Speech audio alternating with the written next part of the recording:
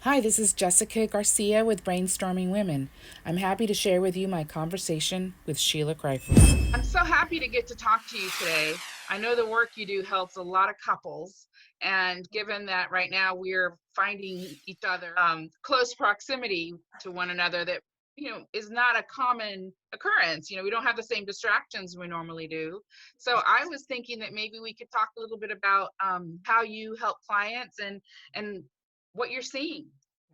Yeah, yeah, yeah. I'll tell you, it's kind of been interesting because in my practice, given that it's ongoing, the first week or two, nobody, I sort of was bringing up, how are you doing with the virus stuff? Is everything okay? And people weren't really even focused on that. And I kind of assume that's because, like all transitions, everybody's sort of in that early stage of losing focus where you begin to kind of let go of your reality slowly and move into a new normal, if you will, right? Everybody's in that same transition. And so early on, people weren't hardly talking about it. This past week, much more came out about it. And interestingly enough, you've got really a continuum of people that are going to be a little bit more fear-based and people that are going to be a little bit more faith-based. Faith meaning, how they believe the world works, whether that's through a God or the universe or a belief system, karma, whatever it might look like to them. And Higher so power. absolutely. And so it's kind of interesting because, clearly from my perspective, I'm seeing that people that have created a belief system during this time have gone, here's why I think this is happening, and are searching for some meaning with it all, just tend to feel better about it all and during the day. Whereas people that aren't doing that and are more just reactive to news pieces or information coming in, feel a little bit more catastrophic, higher anxiety levels, not really sure what to do, how to move in the world, that type of thing. And so, I think this is my belief is that this is a really wonderful time to grow in our belief system, to grow in our sense of what do we believe about the world? Hmm. How So do it's about things happen? mindset. It sounds like it's about your Absolutely. mindset. Yeah. Absolutely, and it's different for a lot of different people, and so it's fascinating to just take people where they're at and help them kind of recognize their own mindset, you know, Hmm. and Very good. what's going to trigger more anxiety, what's going to trigger more greater peace. And I would think it's a maybe a day-to-day type situation, or maybe hour by hour, how you can manage it rather than try to look at the big picture necessarily, just try to focus on pieces at a time. Maybe Yeah, that's a way to manage it absolutely. sometimes. I mean, it's interesting that even all fabulous athletes do that, right? It's like hour to day to day. Here's my practice for today. Here's what I'm working on for today.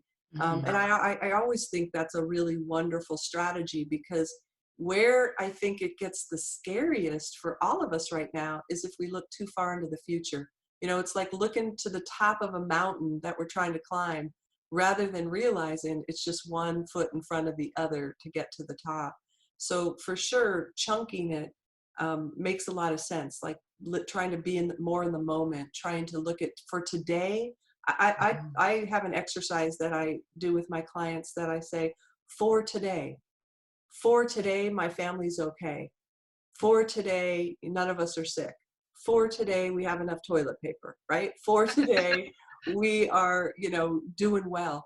And just being able to focus in on those moments, I think the other thing that I notice is people right now where we're at with the whole, United States transition is kind of goes in and out of it. We're still distracted enough, which is probably a good thing, that we're not situated in our new normal totally. And so people, I find, kind of get focused on other things. Maybe it's setting up your new office or learning Zoom because now you've got to do converse that way. And Yeah. so we've still got those nice distractions that help us to just manage the amount of anxiety that really could be there given the circumstances. Hmm. And so there's, we hit it and then we don't. I mean, I know even for me, sometimes I just am so happy. I've got my family home. Yeah. We're having breakfast together and joking and laughing. And then, 30 minutes later, I'm like, oh my gosh, what's going on in the world, right? That little piece of surrealness Oh, hits, oh, right. and it's I, like, I've been experiencing that too, actually. When I dive into work, yeah, I'm not thinking about what's happening. I'm just thinking about what I'm doing at the moment. And it's actually a nice respite, yeah, honestly. absolutely, Um, absolutely. You know, awesome. probably the biggest question that most people ask during these earlier stages is, how's this going to impact me? How's this going to affect me? Right? So people are very focused on, how's this going to impact me financially? Mhm. Right? How's this going to impact me daily with my freedom, our own autonomy of getting out of the house or not? How's this going to impact my marriage? Gosh, we're at home together. What does that mean? And so that's a really important question to kind of focus in on and answer and process through. How Mhm. is this going to impact you? And everybody's impacted differently, Yeah. right? So far I'm hearing things that relate to mindset and being grateful. I love that. I love how you transfer the information into impactful words for our culture and time. Absolutely, absolutely. Yeah. So as a relationship coach and all the good work that you do you have any suggestions for people as to how they might, we talked about, chunks of time and all that, but anything more as a therapist that comes to mind that can be helpful in terms of getting through Okay. that, maybe some Yeah, specific.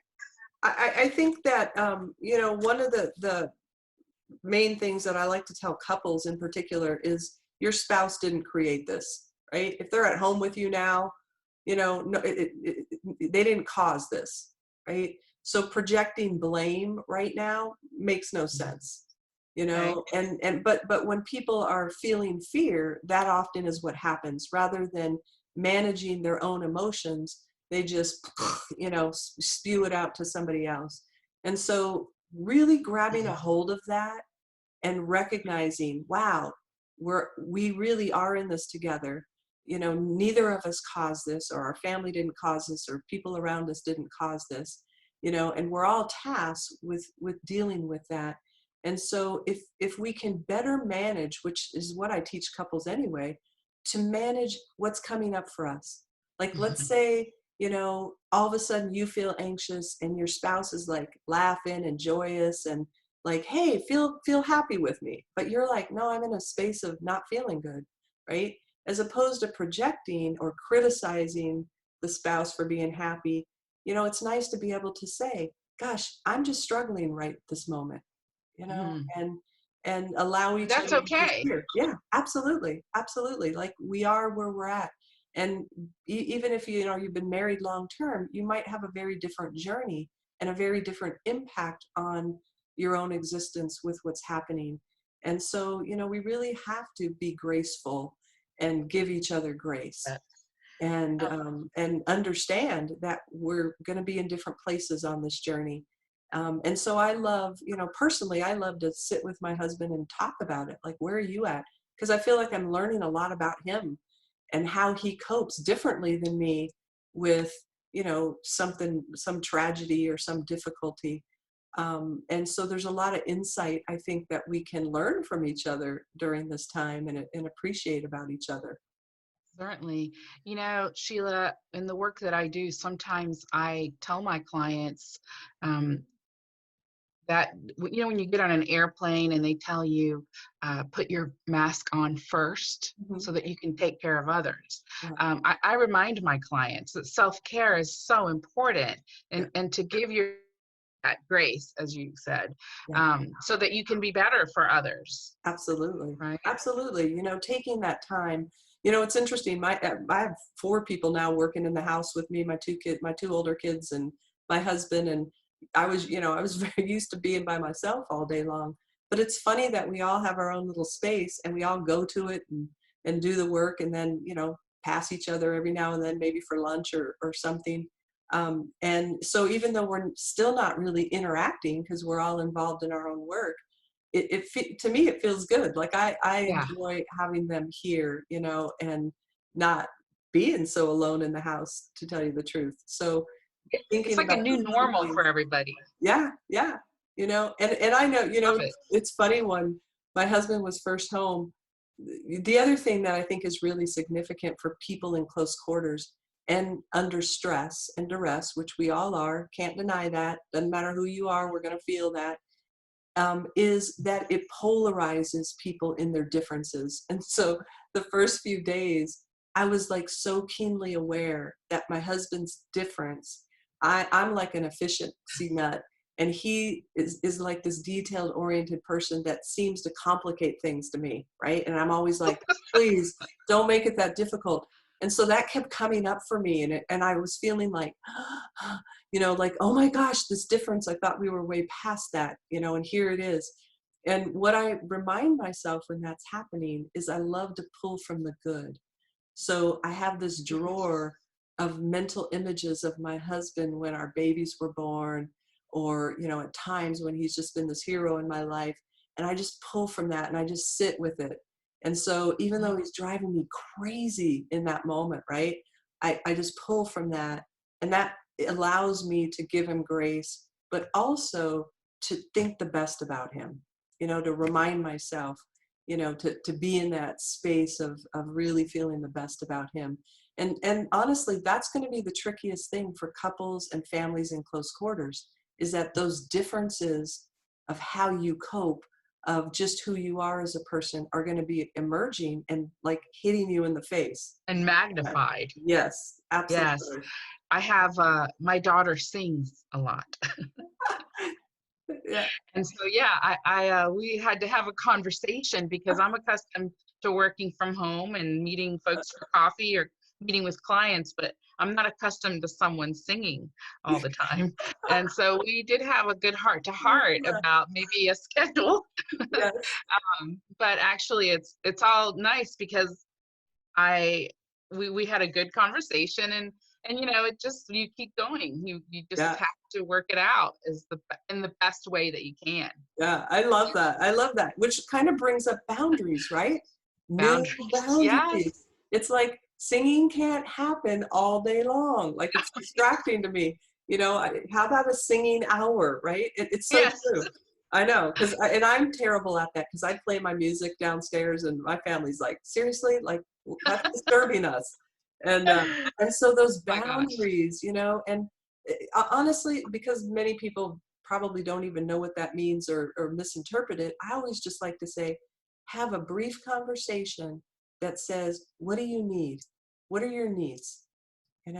Oh, I need you to not sing at different times, right? Well, I need you to, maybe, who knows, whatever, like not Yeah. blare the TV at different times. And so it's all nice to be able to kind of just check in with each other and ask, what are your needs? And which really communicates so much love. Like, I care about you. Yeah. I care what your needs are. You know? Yeah. And ours was, I don't mind the singing as much as it's the same song. Can you just like change the song? So, but Yeah. it's working well. Yeah. I did want to ask you about telehealth, which to me is a fairly new term. Yeah. But I know in the work that you've been doing with with couples and relationships, it's not a new term. Yeah. So you work with folks via telehealth, which at this point is our only option Right. right now. Yeah, I've actually been doing this for about 4.5 years now, because I see couples globally. I mean, I see people all over the globe, which has been fascinating, because I've been, talking with people in Korea about how they flatten the curve, and, Oh, China, how they, really? what's going on there, and in Europe. And so it's fascinating to kind of touch base with people who are experiencing different things all over the world. And so I really value telehealth. I got started in it in San Jose because I just had so many clients that, it took them an hour and a half, even 13 miles to get to my office, because the traffic was so horrendous. And so we just needed a new format that helped people be able to access resources, and not take an hour and a half to, get to an office. But I feel like it's been so valuable, because it does unite us differently. And it can be global or whatever area you want to focus on. And so currently, a lot of therapists who haven't done telehealth have been forced into it with the pandemic Yeah. because, we really can't see people in our office right now either to help them and ourselves keep safe. And so it's been a great venue. And, places like Zoom, who, right now they're allowing it to be free for people. And I usually generally use Skype for all my clients, and, people FaceTime. There's all kinds of ways to stay connected. And, even with friends, we had a fun, I have a group of 12 ladies that I get together with monthly, and we all met on Zoom last night. And it was just fun. We had our little wine and we're toasting I love and it. laughing. And so it's, I think those differences too help people, right? Because it's like we're learning and we're growing in and of Mhm. ourselves, just like with you and, your business having to do different things. And that feels good, even in the midst of stress. It feels good to Yeah. be growing your skill set. So that's neat that things are changing in that way, Yeah. What an Yeah. opportunity, right? Yeah, yeah. I had something actually come up that I wanted to share because, again, I realize everybody has their own view and people are projecting, and I have a hard time with that. Like I feel like everybody's doing their best, and so so many on Facebook and social media. There's so many people projecting their own fears, and I think it's a really good opportunity. It's okay, if you don't want to go to the grocery store, or you don't want to sit outside in your patio, or you feel safe some way. But it's like I really don't like all that shaming. And one of the things that came up for me is, my youngest daughter lives in California, and of course she's scared, and she's by herself. The rest of her family is at our house now. My other two kids and husband, and so she wants to come home, and we've been trying to get her home, and the flights keep getting canceled. And a lot of people have an opinion about that, like, oh, she shouldn't be flying, quarantine, whatever. But everybody doesn't know our story. You know what I mean? Like, you're not us right now, and Right. and you're not listening to her fear daily as a parent, or dealing with managing different things that are happening. And so again, giving people that grace, and not sitting in such judgment. Like, now's Yeah. not the time to blame and shame. It just isn't. And, It's and it's the such time a to hold people. personal experience, right? Absolutely. Everybody, it's so Absolutely. personal for everyone. Absolutely. Yeah. Absolutely. And we're all doing our best, to stay safe and to not do those things that are going to harm anybody else or ourselves. But that looks different to a lot of people. One of the fascinating things that I've learned is, I have a lot of Korean clients that work in Korea. They're not Korean. And how they've all told me that Korea flattened the curve is because they're a compliant culture, right? Right away, they got all masks and hand wipes to everybody. Right away, they had these rules, which weren't about social distancing, mind you, but they had rules that they put in place that everybody complied with. Well, Americans, we're a different culture. We're not a compliant culture. We're a democracy, and that looks different. So realistically, one of the big struggles is we don't all move in the same way, right?